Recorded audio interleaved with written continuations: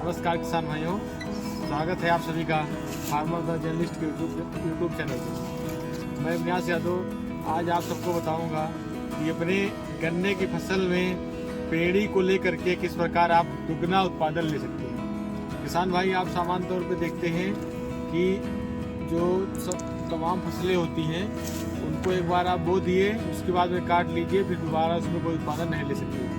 लेकिन गन्ना एक ऐसी फसल है जिसको एक बार आप काट दिए, उसके बाद भी आप इसमें दूसरी बार उसको फसल लेकर के अच्छा उत्पादन ले सकते हैं। तो उस दूसरी बार जो फसल ली जाती है उसको गन्ने की पेड़ी कहते हैं या रेटूनिंग कहते हैं। आमतौर पे आप देख सकते हैं कि अपनी गन्ने की फसल जो है इसको कोयम्बटूर 86-032 अपने एक फील्ड में रोपे हुए थे और उसके बाद में इसकी पिछली बार कटाई कर करके उसके बाद में फिर इसमें एक साल हमने पेड़ी लिया। आप देख सकते हैं काफ़ी अच्छा ये गन्ना हमारा हुआ है, क्योंकि ये जनवरी माह चल रहा है हमारा, आज जनवरी में आप चल रहे हैं और ये पेड़ी जो हमारी है फरवरी लास्ट तक इसको हम काट करके मिल में पहुंचा देंगे, इससे हमारा उत्पादन अच्छा हो गया। अगर ये बुआरिक होती जो पहली बार बो जाती है तो अब तक ये नवंबर से दिसंबर में कट गया होता, लेकिन इसको हम पेड़ी लगाए थे इस उद्देश्य से लगाए थे कि जैसे पहली बात होती है कि पेड़ी जब आप लगाते हैं तो इसमें आपको एक ही बार बुआई जो की है दोबारा बुआई नहीं करना है, तो वो बुआई का जो होता है कल्टीवेशन कास्ट आपका बचता है। और दूसरी बात, सबसे बड़ी बात ये है कि आप जब उसमें पहले से जमा हुआ है तो जमा होने में समय नहीं लगेगा, तो इससे आपकी जो समय होता है प्रोडक्शन का वो भी बच जाएगा। और हम आपको मतलब पेड़ी के कितने लाभ क्या हैं तमाम चीज़ें बताएंगे कि आप गन्ने का किस प्रकार अच्छा उत्पादन ले सकते हैं।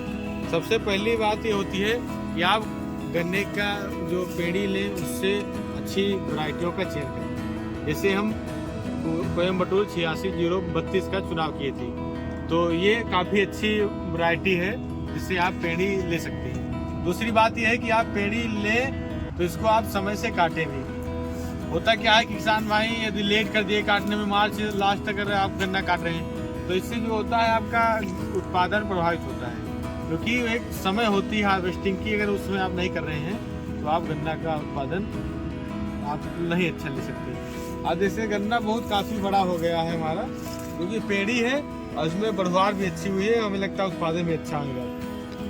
इसी बार गन्ने की जो फसल होती है वहाँ पे अगर कहीं पे गिर जाती है तो वहीं से जमा होना चालू हो जाता है। ध्यान रहे कि आपकी गन्ने की फसल जो है वो गिरने न पाए, इसके लिए आप देख सकते हैं बंधाई किए हुए हैं गन्ने का, ये बांधते जरूर रहिए जिससे एक दूसरे से सहारा मिल सके और गन्ना आपका गिरे ना।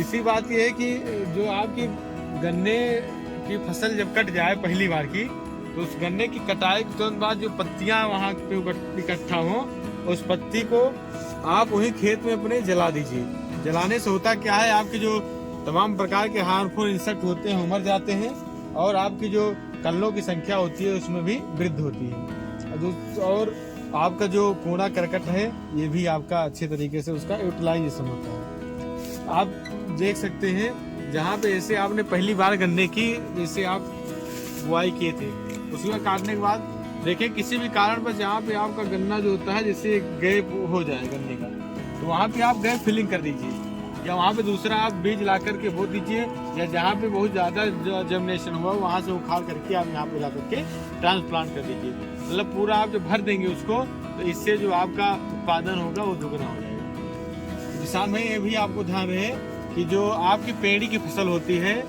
उसमें मेन फसल जो होती है उसकी तुलना में सिंचाइयों की ज़्यादा आवश्यकता होती है। कभी भी उसमें नमी की मात्रा कमी नहीं होनी चाहिए, नहीं तो आपका उत्पादन निश्चित ही प्रभावित होगा।